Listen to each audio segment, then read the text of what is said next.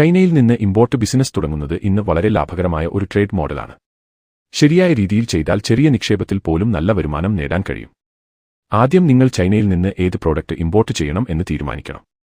Mobile accessories, electronic gadgets, home use items, packaging materials അല്ലെങ്കിൽ fast moving consumer goods പോലുള്ള ഉൽപ്പന്നങ്ങൾ ഇൽഹരയ്ക്ക് കൂടുതൽ അനുയോജ്യമാണ്. ശേഷം ഏറ്റവും പ്രധാനപ്പെട്ടത് വിശ്വസനീയമായ സപ്ലയർ കണ്ടെത്തലാണ്. അലിബാബ, മെയ്ഡ് ഇൻ ചൈന പോലുള്ള പ്ലാറ്റ്ഫോമുകൾ വഴി സപ്ലയർമാരെ കണ്ടെത്താം.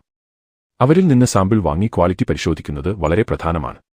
നേരിട്ട് വലിയ ഓർഡർ നൽകുന്നത് റിസ്ക്കാണ്, അതിനാൽ ആദ്യം ചെറിയ ക്വാണ്ടിറ്റിയിൽ ട്രയൽ ഓർഡർ നൽകുന്നത് നല്ലതാണ്. ബിസിനസ് നിയമപരമായി നടത്താൻ GST registration, current account, IEC code എന്നിവ ആവശ്യമാണ്. ഇതില്ലാതെ ഇന്റർനാഷണൽ ട്രേഡ് ചെയ്യാൻ കഴിയില്ല. IEC കോഡ് ഇന്ത്യയിലെ directorate general of foreign trade ആണ് നൽകുന്നത്. ഇത് ഇമ്പോർട്ട് എക്സ്പോർട്ട് പ്രവർത്തനങ്ങൾക്ക് നിർബന്ധമായ ലൈസൻസാണ്. ശേഷം ഷിപ്പിംഗ് പ്രോസസ് മനസ്സിലാക്കണം. ചൈനയിൽ നിന്ന് സാധനങ്ങൾ സാധാരണയായി സീ ഷിപ്പിംഗ് അല്ലെങ്കിൽ എയർ ഷിപ്പിംഗ് വഴി ഇന്ത്യയിലേക്ക് എത്തുന്നു. എയർ ഷിപ്പിംഗ് വേഗമാണ് പക്ഷേ ചെലവ് കൂടുതലാണ്. സീ ഷിപ്പിംഗ് ചെലവ് കുറവാണ് പക്ഷേ സമയം കൂടുതൽ എടുക്കും. കണ്ടെയ്നർ ഷിപ്പിംഗ് ആണ് ബൾക്ക് ഇമ്പോർട്ടിന് ഏറ്റവും അനുയോജ്യം. Customs clearance, duty tax, import documents എന്നിവ ശരിയായി കൈകാര്യം ചെയ്യണം. ചില പ്രോഡക്റ്റുകൾക്ക് അധിക സർട്ടിഫിക്കേഷൻ ആവശ്യമായേക്കാം.